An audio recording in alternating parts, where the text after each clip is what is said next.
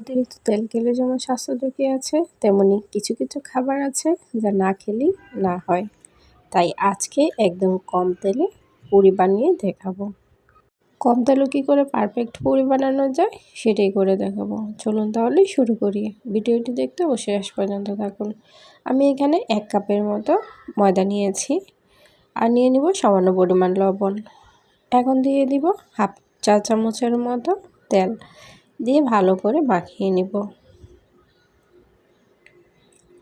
এখন দিয়ে দিব পানি। আমি যে কাপে ময়দা নিয়েছি সেখানে পানি নিয়েছিলাম, সেজন্য পানির কালারটা চেঞ্জ হয়ে গিয়েছে। আমি এখানে নর্মাল টেম্পারেচারে পানি দিয়েছি। এখন একটি পারফেক্ট ডো বানিয়ে নিব। এখনও যারা আমার চ্যানেলটি সাবস্ক্রাইব করেনি প্লিজ সাবস্ক্রাইব করে নিন। এখন আমি এটা একটু তেল মাখিয়ে রেখে দিব 15 মিনিটের জন্য। এই ফাঁকে ভিতরের জন্য পুর বানিয়ে নিচ্ছি।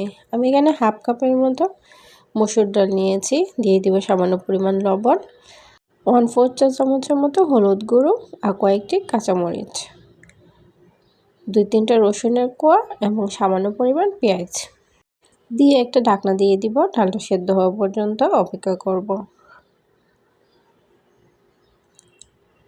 চুলার জালটা একদম কম রাখার চেষ্টা করবেন, তাহলে দেখবেন ডালটা একদম পারফেক্টলি হয়ে গিয়েছে। আমার ডালটা প্রায় হয়ে গিয়েছে, পানিটাও শুকিয়ে গিয়েছে এবং ডালটা সেদ্ধ হয়ে গিয়েছে। আমি এখন নামিয়ে নিচ্ছি। আমি একটি বাটিতে সামান্য পরিমাণ বেরেস্তা নিয়েছি এবং কয়েকটি ধনিয়া পাতা দিয়ে আমি ভালো করে এটা মাখিয়ে নিয়েছি। আপনারা চাইলে এটা ব্লেন্ডারও করতে পারেন। আমি হাত দিয়ে মাখিয়ে নিয়েছি। পানিটা যদি শুকিয়ে যায় তাহলে একদম ঝরঝরে একটি। এখন ওই ডোটা দিয়ে আমি 5টা লিচি কেটে নেব। আমি 1 কাপ ময়দাতে 5টা মতো পুরি করেছি। আপনারা চাইলে কম বা বেশি করতে পারেন। এখন ছোট ছোট লিচিগুলো আমি মাঝখানে ভাগ করে নেব, নিয়ে ভিতরে পুর দিয়ে দিব। আপনার এই নিয়মে যদি পুরি বানান তাহলে বারবার বানাতে মন চাবে, কারণ এটাতে একদম তেল কম থাকে এবং কোনো ফ্যাটের সমস্যা হবে না। আশা করি ভিডিওটি সবাই শেষ পর্যন্ত দেখবেন। এখন আমি একটি রুটি বানিয়ে নিচ্ছি। একদম ছোট করে আমি বানাবো এটা, একদম মোটাও না একদম পাতলাও না। এভাবে করে আমি সবগুলো বানিয়ে নেব। এখন একটি কড়াইয়ে তেল দিয়ে দিলাম। তেলটা যখন গরম হয়ে আসবে পুরিটা দিয়ে দিব, দিয়ে নিচ থেকে উপরে তেল দিয়ে দিব এভাবে করে। আপনারা দেখলেই বুঝতে পারবেন কেমন করে আমি দিচ্ছি। এভাবে যখন আপনি প্রায় 1 মিনিটের মতো দিতে থাকবেন, 1 মিনিটও লাগবে না, আপনারা দেখবেন যে পুরিটা অনেক ফুলে গিয়েছে।